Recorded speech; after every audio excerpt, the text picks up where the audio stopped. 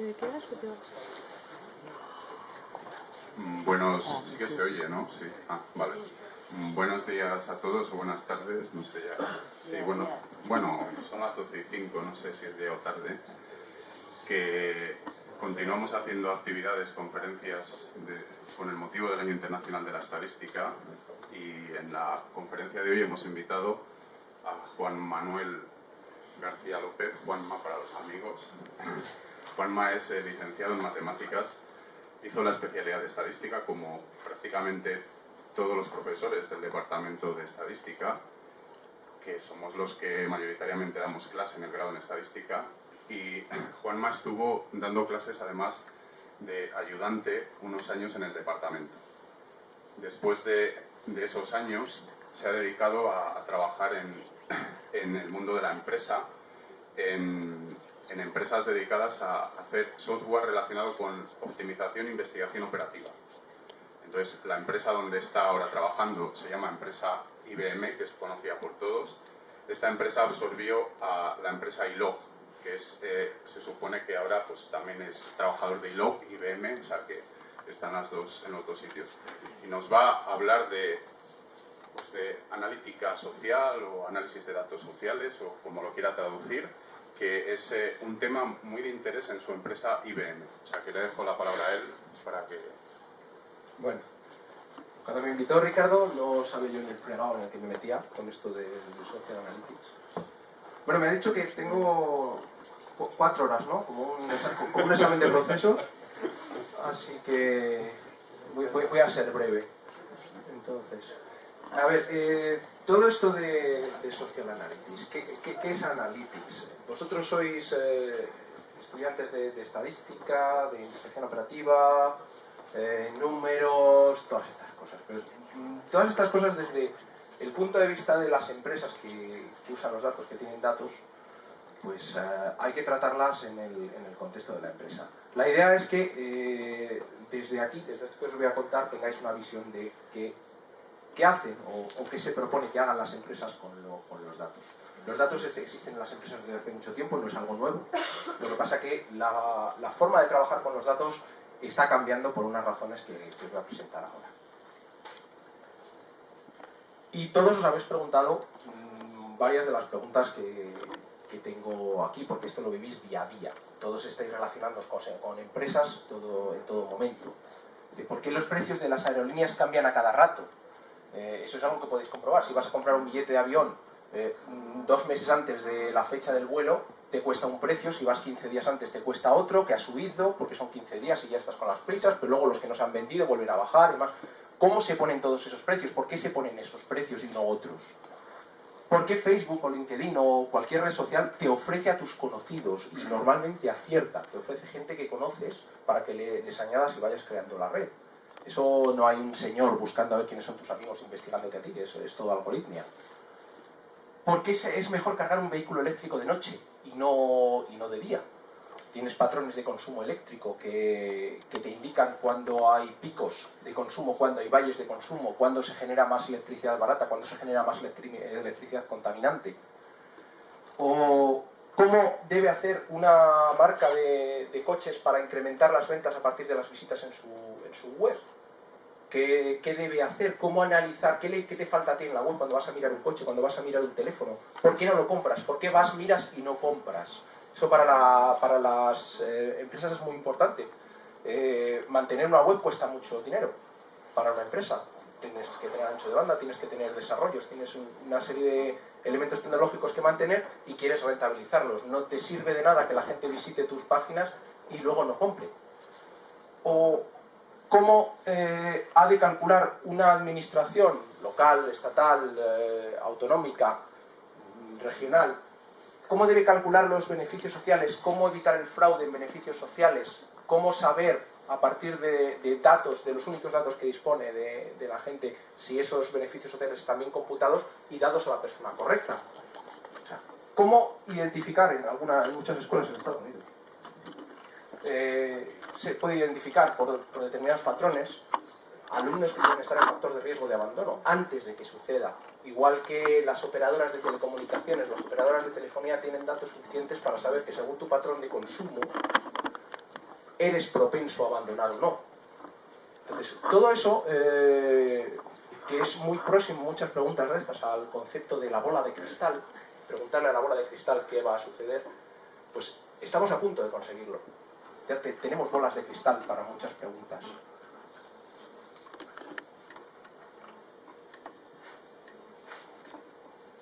No sé cuánto se oye.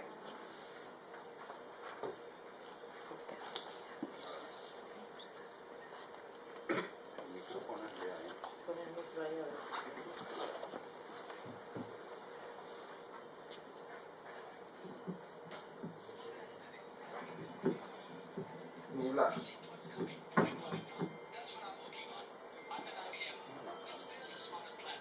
Algo así. Una serie de ejemplos de cómo IBM le da mucha importancia a la analítica. De hecho, en IBM tiene 2 o 3 patas estratégicas de crecimiento en un plan de hasta 2015.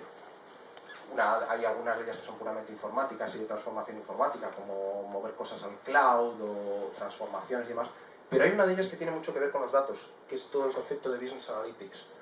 Esto es estratégico. IBM está poniendo mucho dinero en formación a empresas, en formación a profesionales y en ejecución a base de productos de software, hardware dedicado, para poder hacer todo este tipo de bolas de cristal, para saber qué se puede hacer con los analytics. Pero cuando hablamos de analytics, podemos definir un poco más qué es esto del analytics, a qué nos referimos. Soluciones analíticas pueden pasar desde hacer una media de datos que tú tienes para saber, describir cómo se comportan tus datos, a cosas mucho más complejas como la toma de decisiones automatizadas. Dependiendo de los niveles de complejidad que le pongamos a la analítica y del grado de ventaja competitiva que se pueda conseguir utilizando una de estas soluciones, y con ventaja competitiva es cómo de mejor lo puedo hacer frente a lo que hace mi competidor, que a fin de cuentas es lo que quieren hacer todas las empresas, ganar todo lo que puedas. En tu espacio en el que operas estás tú y tus competidores. Eso es como una guerra, como una lucha por los recursos escasos. Las empresas tratan de coger todo lo que pueden. Si tú quieres tener ventaja competitiva, debes hacer las cosas mejor que tu competencia. Bueno, pues ahí puedes coger tus datos y hacer cosas descriptivas. Las cosas descriptivas pues son las menos complejas, pero también son las que menos ventaja competitiva te van a proporcionar. A fin de cuentas, es lo que está haciendo todo el mundo. Y si todo el mundo lo hace, pues no representa una diferencia frente a tu competidor. Tenemos los informes clásicos. Un informe es cogerte de toda tu maraña de datos de ventas, por ejemplo, pues ver a ver el valor medio de lo que has vendido. Así ves lo que ha sucedido. Básicamente es una descripción pura de los datos. No llegaría ni siquiera al concepto que podéis entender como estadística descriptiva de aquí, que era bastante más avanzado que esto. Después puedes tomar esos datos y construir informes un poco más adecuados a lo que tú estás haciendo, a tu actividad diaria. O sea, tú quieres saber no solamente el volumen total de tus ventas, sino dónde has vendido más y dónde menos, para centrarte en algunos mercados más interesantes o no, o saber qué mercados han sido más interesantes y cuáles no. Cuánto vendes, con qué frecuencia, etc. Después ya puedes cogerte esos datos y aplicarles técnicas de lo que en los 90 se conocía como data mining, minería. A fin de cuentas esto es cogerte los datos y agregarlos de varias formas, meterle variables, pero puramente descriptivas, sin pensar en nada de predicción, y poder sacar conceptos por bloques y sin ningún tipo de análisis estadístico, tratar de agruparlas por regiones, por años, por fechas, por localidades, cualquier tipo de variables que tú tengas medidas, y nada más los agrupas y observas tu dato. Así puedes analizar exactamente cuál es la región que menos ventas ha tenido, por ejemplo, y darle una colleja al vendedor de turno, que es lo que se suele hacer. Bueno. Claro, a partir de ahí puedes automatizar algún tipo de acciones para que te lancen alertas. Si tú estás esperando vender determinado número de automóviles en una región, pongamos Castilla y León, y resulta que en el agregado de las ventas de ese modelo de automóvil, pongamos un Twingo, por poner algo, pues no se han vendido, automáticamente el sistema te puede lanzar una alarma. Llega a los niveles de dirección correspondientes, se le pone rojo. A fin de cuentas, esto es jugar con los datos, en forma descriptiva. Lo más avanzado que puede llegar es a este tipo de alertas automáticas. Claro, luego podemos hacer más cosas. Vosotros sabéis hacer más cosas con los datos, si tenéis datos. Y entramos en el terreno predictivo. El terreno predictivo es ese inicio de la bola de cristal. Quiero ver qué va a pasar. No qué ha pasado solo, sino qué va a pasar. Y aquí pues puedo hacer extrapolación pura y dura. Que bueno, es el primer nivel de tengo mis datos, extrapolo, hago un forecasting y miro a ver qué pasaría si esta tendencia se prolonga. Yo en lugar de mirar las ventas del último mes, miro las de los 3 últimos meses y puedo extrapolar una curva a ver cuánto voy a vender el mes que viene. Vale, es un dato, es lo mejor que tendría de una forma sencilla para ver lo que va a pasar el año que viene o el mes que viene. Muchas empresas funcionan así, sin más. Pero luego, los directivos empiezan a tener inquietudes. Y empiezan a ver, vale, sí, el forecasting me dice que yo voy a vender un 10% más de automóviles al mes que viene, o al trimestre que viene, o al año que viene. Porque ha venido creciendo todo esto. Pero se hacen preguntas, empiezan a hacer preguntas del tipo, ¿qué pasaría si el impuesto X, pongamos el IVA o el impuesto sobre carburantes, sube un 3%? ¿Voy a vender lo mismo? ¿No voy a vender lo mismo? Entonces ya tienes que analizar. Entramos en el terreno de simulación. Ya no haces un único método para hacer forecasting, sino que puedes extender eso a otros métodos y empiezas a meter más variables y supuestos. Vale, lo que en un principio era tu bola de cristal que te había dado una cifra de ventas para el mes que viene, ya no la tienes, ya empiezas a dudar. En función de este tipo de simulaciones, tú puedes aplicarlas a tu forma de hacer negocio y es lo que llamamos modelado predictivo. ¿Qué va a pasar lo próximo si yo tomo esta decisión? Es decir, si yo preveo que aunque el forecast me diga que voy a subir un 10%, al hacer simulaciones me están diciendo que la subida, una posible subida de los impuestos, ese 10% se va a quedar en un 8 o en un 6, bueno, yo tendré que tomar decisiones como poner unos incentivos a mis vendedores o poner incentivos a los talleres para que hagan acopio de coches, algún tipo de resultados, algún tipo de acciones que me permitan adelantarme a esas posibles situaciones. Pero después, todavía puedo dar un paso más, que es en las decisiones que yo estoy tomando, esas en base a mis datos y en base a una analítica avanzada de mis datos, puedo aplicar decisiones prescriptivas. Decisiones prescriptivas son aquellas... O sea, analítica prescriptiva es aquello que me va a recomendar una acción para poder ejecutar. Hasta ahora yo he tomado mis datos y lo único que tengo es una descripción de lo que puede pasar con mayor o menor exactitud. Nadie va a saber lo que va a pasar el año que viene, pero puedo tener unas aproximaciones mejores o peores. Pero siempre es descriptiva de lo que va a pasar. Ahora bien, imaginemos que tenemos la mejor predicción del mundo, que ha venido un extraterrestre del futuro y me ha dicho que yo voy a vender un 17,3% más de automóviles. Esos son 23.000 automóviles más el año que viene. Yo tengo que tomar una decisión de cómo fabrico esos automóviles. Porque los turnos de la gente no salen de la noche a la mañana. Las planchas de acero que necesito para fabricar mis carrocerías, los motores que me tiene que suministrar mi proveedor, no aparecen de la noche a la mañana. Yo tengo que organizar mi cadena de compras para poder obtener todos esos materiales a tiempo para poder hacer esa fabricación. Es decir, yo puedo tener un forecast, una predicción de lo que va a suceder, pero tengo que ejecutar sobre esa predicción.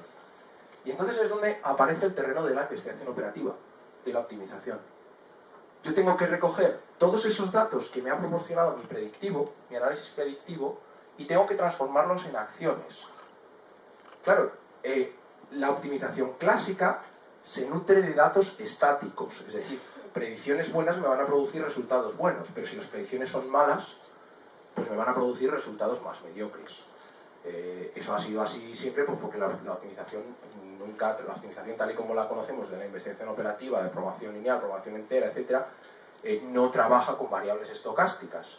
Es muy recientemente cuando se está aplicando el tema de la optimización estocástica, en la que tratas de hacer no la programación lineal o la programación entera con variables estocásticas, que pues, no va a poder ser, pero sí aplicas algunos criterios de robustez, preparas escenarios y haces un tipo de análisis para que la solución que obtengas de la investigación operativa corresponda a una solución que sea ejecutable incluso ante variaciones en los datos de entrada. Y eso es algo que sí que importa sobre todo en algunas empresas de las que se llaman utilities, energía y agua y demás. ¿Por qué? Pues porque la energía la produzco la venía produciendo hasta ahora de forma determinista.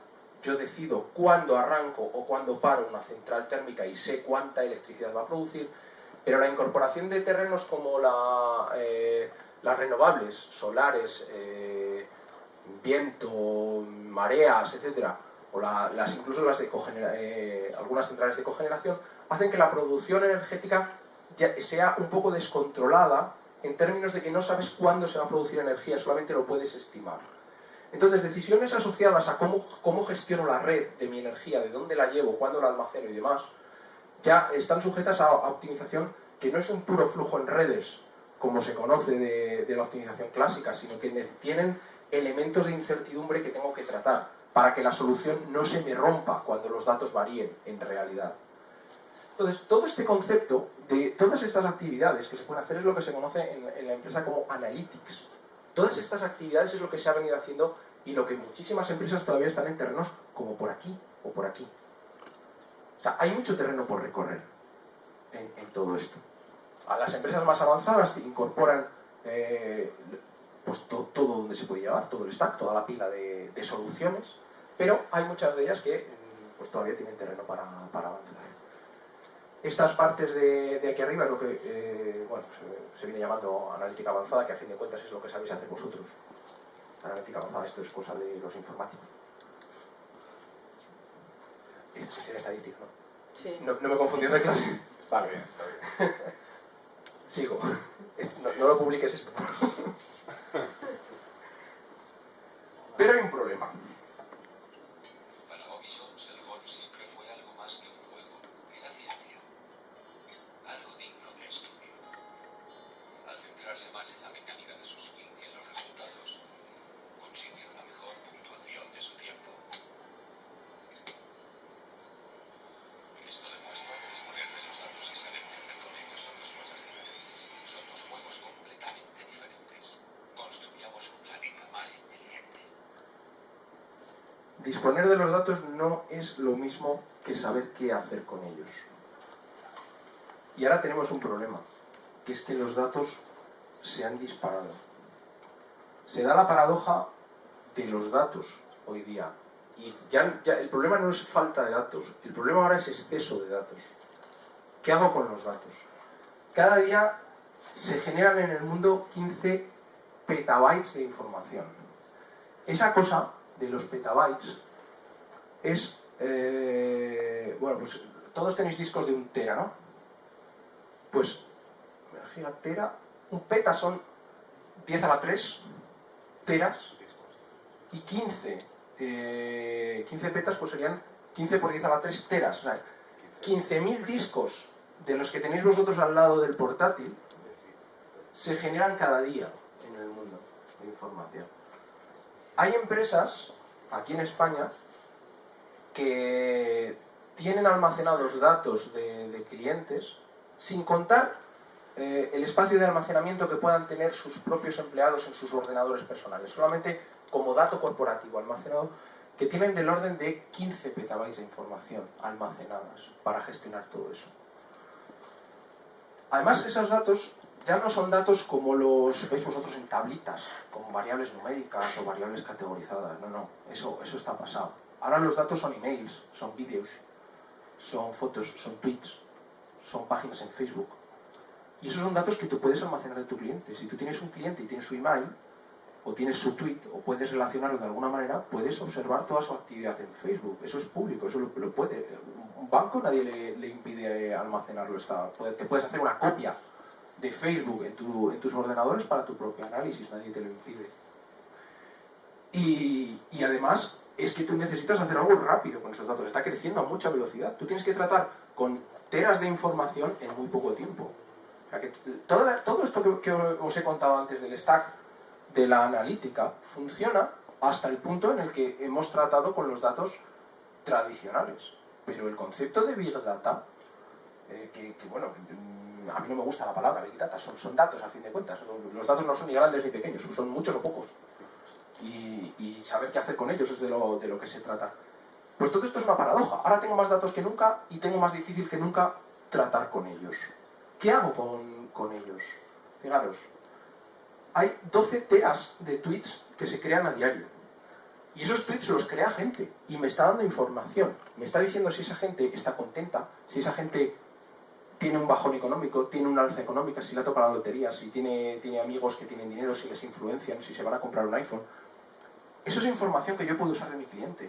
Si yo pudiera adelantarme a toda la gente que quiere comprarme un iPhone, que quiere comprarse un iPhone, y en un momento dado ofrecerles una oferta de iPhone antes que mi competidor, a lo mejor me lo compra a mí, en lugar de comprárselo al competidor.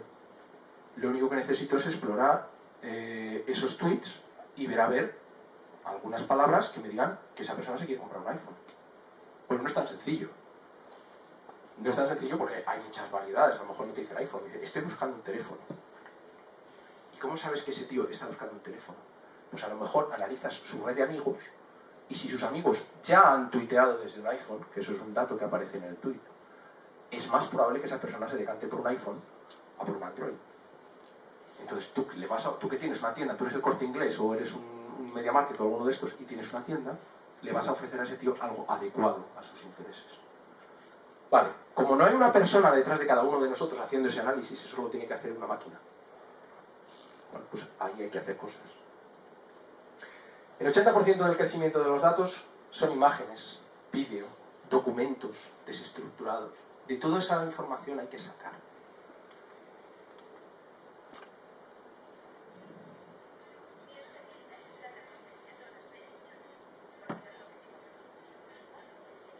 Sí, se oye, no sé.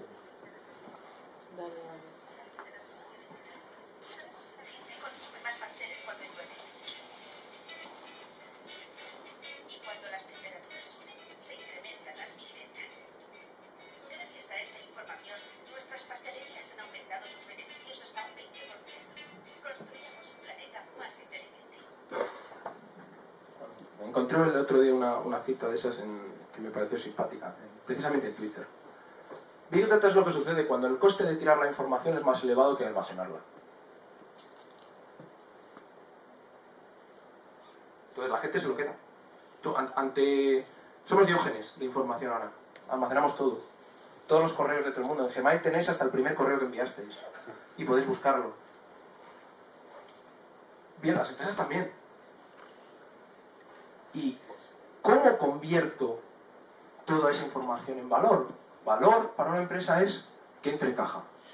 ¿Cómo convierto toda esa información en algo que haga que un cliente me compre a mí en lugar de a mi competidor?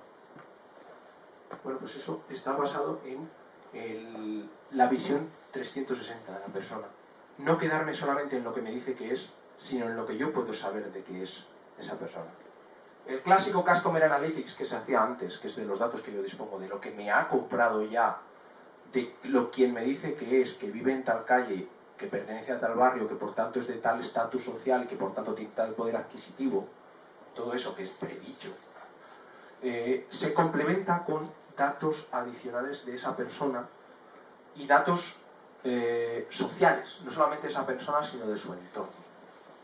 Es decir, puedo mirar a ver de una persona por su email o por su tweet, si me lo ha informado o ha participado en una campaña y me ha dado una cierta información, puedo ver sus sentimientos.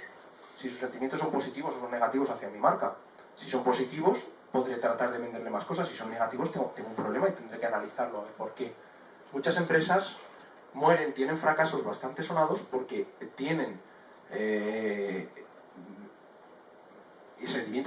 encuentran sentimientos negativos en el Facebook de mucha gente, no los han detectado a tiempo y resulta que están ofreciéndoles productos a algunos clientes que están opinando mal de ello. Eso no solamente es inútil, sino que además es contraproducente porque cabreas a la persona contra la marca. Y tú no sabes si esa persona es alguien que tiene mucha influencia o no. Resulta que a lo mejor es alguien que tiene una influencia sobre 100 amigos y esos 100 amigos de repente dejan de mirar tu marca. En determinadas marcas eso puede ser bastante importante. Entonces, todo esto es el concepto de lo que llamamos analítica social. Mezclar los datos que tenemos con toda la información que puedo sacar de una persona a partir de su presencia social, su huella social. Disponemos de los datos clásicos, los que me ha declarado la persona que tiene. Yo soy un varón, 40 y tantos años, vivo en tal sitio, con tal zona, etc. Eso me proporciona unos datos demográficos que me ayudan a hacer lo que normalmente se conoce como segmentación de cliente. Vale, todos conocéis lo que es la segmentación, clasificación, variables, componentes principales, etc. Bueno, todo eso existe y es importante, pero ya no representa una ventaja competitiva. Porque al final lo que estás haciendo es tratar a la gente según cómo lo puedas clasificar. Pero tienes que dar un paso más. Eso lo está haciendo todo el mundo, lo está haciendo tu competidor, lo puede hacer tu competidor. Tú ahora tienes que hacer algo nuevo, que es tratar a esa persona como individuo. Y ver, a ver, qué de todo ese grupo, desde luego nunca vas a desechar la parte que has sabido por la clasificación, pero tienes que saber de esa persona qué extra de información tienes para particularizar el mensaje para él. Entonces cogerás datos que hayas obtenido de web, como las típicas redes sociales, o datos que te haya ofrecido esa persona cuando navegue por tu página de forma no anónima. Tú llegas, o incluso de forma anónima, porque llegará un momento que no podrás clasificarlo con seguridad 100% de que es esa persona, pero si viene de IPs parecidas que están por la misma región, podrás asociarlo con un cierto grado de certidumbre. Entonces, el hecho de navegar ya... el hecho de no loguearte en una página cuando estás visitándola y estás haciendo clics en una determinada página tipo Amazon, pues ya no es tan importante que lo hagas con tu login o sin tu login, porque se te puede trazar. Tú tendrás unos patrones de comportamiento en una página, visitarás unas cosas u otras, dependiendo de determinadas partes demográficas, y aunque no sepa exactamente Amazon que eres tú, fulanito Mengánez, sí que sabrá que varias personas en IPs de una región parecida se están comportando de esa manera, y eso le permite refinar su clasificación. A lo mejor no para ti como individuo, pero sí para una región en la que tú perteneces. O sea que toda esa información se puede tratar, se puede generar conocimiento a partir de ella. Y por último, metemos un tercer ingrediente, que son todos los datos de texto. Imaginad un banco. Un banco tiene, pues bueno, aparte de los datos asociados a vuestro número de cuenta, que pueden tener componente legal, tienen los datos que tú les hayas dado, demográficos, si tienes esposa, si tienes hijos, si tienes... Todo lo clasificable en una tabla. Pero además, tú te has ido a un notario, el notario ha redactado unos textos absolutamente ilegibles, y tienes un documento de 10 folios que se llama hipoteca. Es una escritura de la hipoteca. Eso es texto, texto puro. Ahí hay mucha información. Porque a partir de esa información, si la analizas de forma más o menos espabilada, puedes sacar quiénes son tus avales. Es decir, con qué otras personas físicas tienes relación y te pueden relacionar con esas personas. El banco puede hacer ese tipo de minería de datos y saber que si tus avales son gente de pasta, tú a lo mejor puedes contratar un depósito. El banco, que no tiene unos recursos limitados a la hora de hacer marketing y tratar de venderte, si tiene que priorizar a quién le ofrece sus productos mediante una llamada telefónica, te los va a ofrecer a ti, que tienes unos avales con 100 millones, que no a alguien que no tenga avales. A pesar de que todo el resto de demografía sea igual. O sea, con todo este tipo de datos de tan diferente índole, todo social, lo puedo componer y tomar decisiones. En textos que yo pongo en blogs, que yo pongo en tweets, que yo pongo en mi Facebook, puedo ver sentimientos, puedo buscar palabras clave en los comentarios, que transformados en concepto enriquecen si yo pienso bien de una marca o pienso mal de una marca. O sea, yo puedo estar un día cabreado y decir que Microsoft es una mierda, por ejemplo. Entonces, eso lo puedes detectar. Si tú ves en una frase las palabras no sé qué marca y shit, pues ves un sentimiento negativo. Si eso es puntual, puedes descartarlo. Si eso se produce varias veces en tu entorno, a lo mejor tengo que empezar a preocuparme. Y al contrario, puedo pasar a redes sociales, cuestionarios online, puntos de contacto físicos con el cliente en los que puedo tomar, o llamadas, llamadas que me hacen o que puedo hacer para preguntarme por satisfacción de servicio, que no tengo por qué reducirme a las preguntas de si no o valoración del 1 al 5, sino solamente mi forma de hablar. Podríamos llegar a un momento a analizar incluso entonación. Hay tecnología para ello, para ver entonación. Es solamente ponerla en práctica en los casos en los que merezca la pena. Toda esa información la recojo y puedo detectar actitudes, interacciones. Si yo interactúo mucho con una marca será porque me interesa. A lo mejor no tengo pasta para comprarla y lo único que tengo que hacerla es atractiva en precio. Descriptivos, la forma de comportarme dentro de una página, si la miro y la cierro, a lo mejor podría pasar dos cosas: que la página técnicamente esté mal hecha y me expulse, o que me aburra su contenido. Todo eso se puede analizar. Al final analizo, clasifico a la gente, puedo encontrar quiénes son líderes de opinión en función de las redes, quiénes son detractores de mi marca, quiénes son sponsors de mi marca, quiénes están muy a favor de mi marca y empujan porque se utilice dentro de mis grupos sociales. Hago un scoring de liderazgo de esas personas, cómo son de líderes o cómo son de detractores, y dependiendo de ese scoring que yo tenga, y por supuesto junto con otros tipos de scoring que pueda tener de los clásicos, de propensiones de compra o demás, por demografía, por dónde viva, por cuánta pasta gane, pues optimizo mis campañas. Los recursos para hacer campañas de publicidad o campañas de marketing de una empresa no son ilimitados. Entonces, como ahora se trata de hacer marketing dirigido, se trata de hacer marketing a las personas que más posibilidades tengan de que me compren.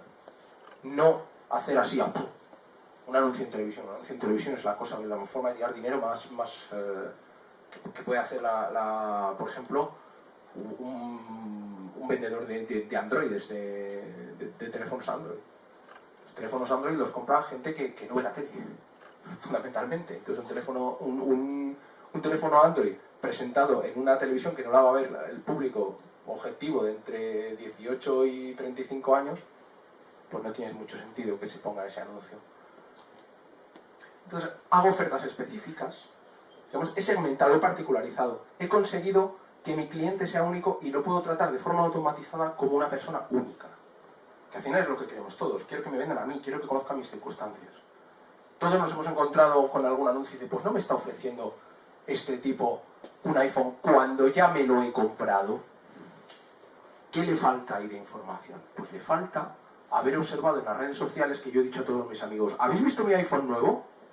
Ya está, todos esos anuncios de venta de iPhone ya me deberían desaparecer.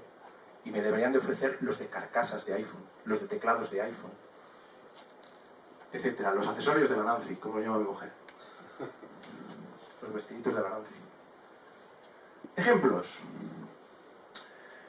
Bueno, hay un uso aquí, bastante interesante, que proviene de una aplicación de Watson. Todos habréis conocido Watson. Watson es la máquina esta que ganó al concurso de preguntas y respuestas a los 2 mejores humanos de la historia en ese juego.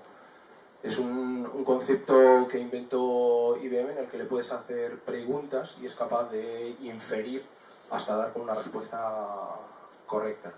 Esto tiene bastantes aplicaciones y una de ellas es muy bonita, que es para hacer diagnóstico en medicina.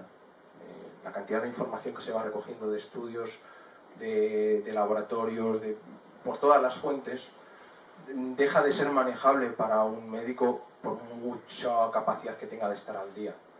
Entonces, en algún hospital de Estados Unidos se está implantando un Watson para poder almacenar toda esa información y poderle hacer preguntas sobre diagnóstico. Le metes un dato de historial de un paciente y te da un diagnóstico más probable. Normalmente acierta. También se puede utilizar, se está utilizando, para evaluar, por ejemplo, una cartera de propiedades intelectuales. Tú quieres hacer una innovación, claro, tú te escribes una innovación como a ti se te ocurre. Cómo hacer, yo qué sé, que las puertas se cierren del revés, por ejemplo, se me acaba de ocurrir. Vale, tú eso lo describes de una manera.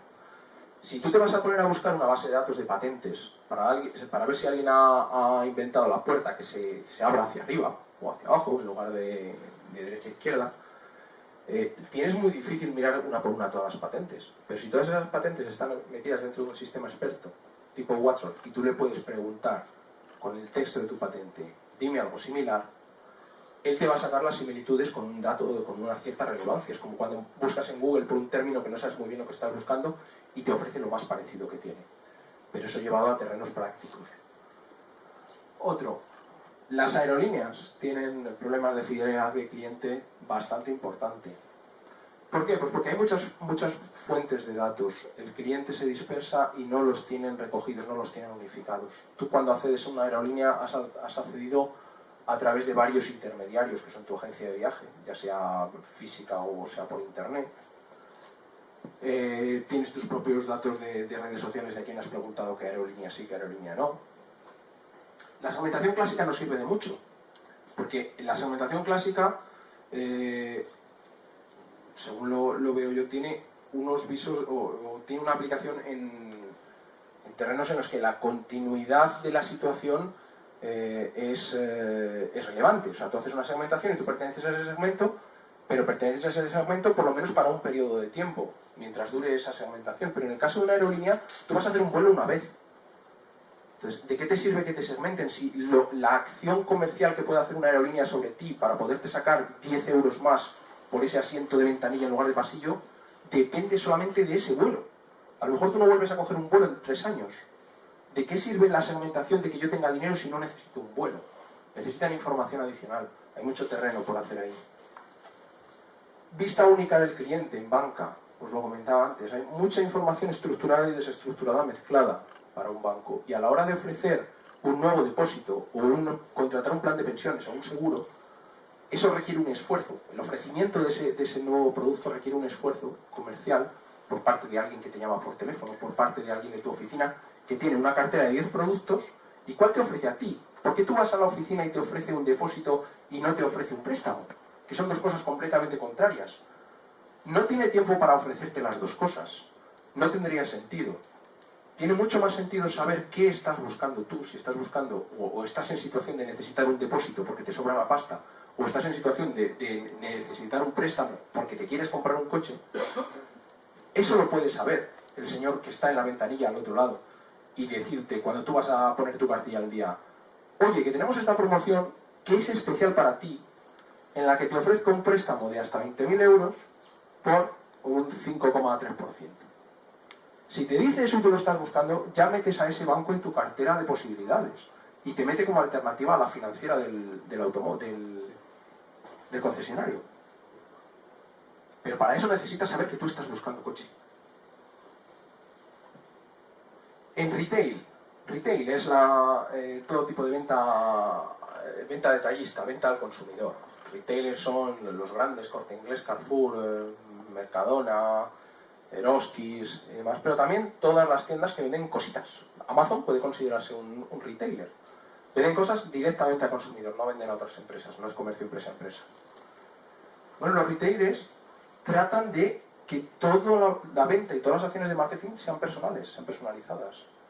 Porque esa es la única forma en la que tienes de garantizar que no, para empezar, que no estás metiendo la pata dando mensajes equivocados al cliente, lo que os decía antes del iPhone. Te ofrecen un iPhone cuando ya tienes un iPhone. Está desaprovechando ese cuadradito de publicidad. Ese cuadradito de publicidad, si es capaz de darte la funda del iPhone en lugar del iPhone, a lo mejor tú compras. Claro, no vas a comprar los 500 euros del iPhone, pero a lo mejor compras 3 de una funda. Y son 3. O sea, la diferencia es entre 0 y 3. Y luego uno muy importante que es poder analizar las situaciones fraudulentas, poder analizar la situación correcta en todo lo que es la economía social, los programas sociales. Claro, las formas clásicas de reducción del fraude están orientadas a reducir el fraude cuando ya se ha producido, detectar y corregir y punir. A fin de cuentas, tú buscas las transacciones que se han producido, detectas o determinas que algunas son fraudulentas o no y actúas. Pero, ¿cómo sería de interesante si con toda la información que se puede disponer de la gente, incluso, de nuevo, todas esas redes sociales y toda esa información que la gente está dejándose por ahí, y que existe y que no puedes evitarlo porque la información está, o te metes en una caja o la información está, con más detalle o con menos detalle, pero está.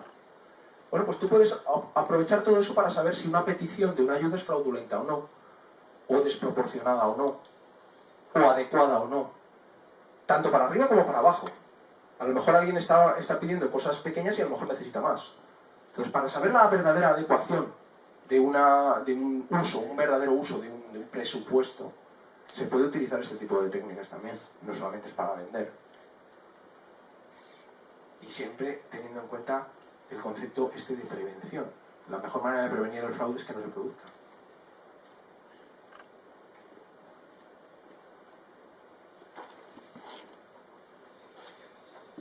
Consistía en perseguir, detener a delincuentes. Ahora veo mi trabajo de un modo diferente. Analizamos los datos del delito, lanzamos patrones y averiguamos dónde hay que enviar noticias. Muchas ciudades han reducido su tasa de criminalidad hasta un 30%. Al evitar el delito, antes de que suceda, construyamos un planeta más seguro. La policía de Memphis tiene implementado un sistema parecido en base a SPSS, herramientas estadísticas que utilizan las probabilidades y saben exactamente cómo se producen los delitos. A ver, no, esto es una situación cómica, no vas a esperar al gañán de turno a que se pongan los guantes, pero los conceptos son similares. Si sabes perfectamente conocer las situaciones en las que se producen los delitos y las determinadas zonas, redistribuyes a tus agentes para que las patrullas sean efectivas. Entonces, con el mismo número de agentes, eres capaz de hacer prevención, no solamente actuar a posteriori. Por eso digo que estamos muy cerca de obtener la bola de cristal. ¿Cómo se implementa toda esta cosa? Bueno, esta la he puesto aquí para asustar. Esto es un mapa de arquitectura de implementación de servicios que tiene nuestros servicios, IBM GMS, y aquí se contemplan pues, muchos elementos. Las fuentes de los datos, la gestión del contenido, la gestión de los datos maestros, integración de los datos de diferentes fuentes. Todo esto pertenece al mundo de la tecnología, no hay informáticos. Repositorios de datos donde los guardo, veo una parte descriptiva de cómo está funcionando, pero tenemos aquí un elemento importante, con una serie de disciplinas, que estas sí que ya os suenan más. Todo esto se está utilizando. Análisis predictivo, minería de datos, simulación, analítica de texto, es decir, buscar esos mensajes, esas palabras claves de forma rápida, optimización, visualización de los resultados, los gráficos buenos, hacer un buen cuadro de mando para que se vea realmente lo que está pasando. Y bueno, una que me he saltado, pero vamos, es cómo proporcionar los resultados de todo eso a los diferentes consumidores de esa información. Pero todo lo que he quitado aquí de resaltar es prácticamente toda la infraestructura, pero la guinda está aquí. Esto es lo que pone la inteligencia. Entonces, de todas las competencias que hacen falta para llevar a cabo todas esas acciones en una informática, en una empresa,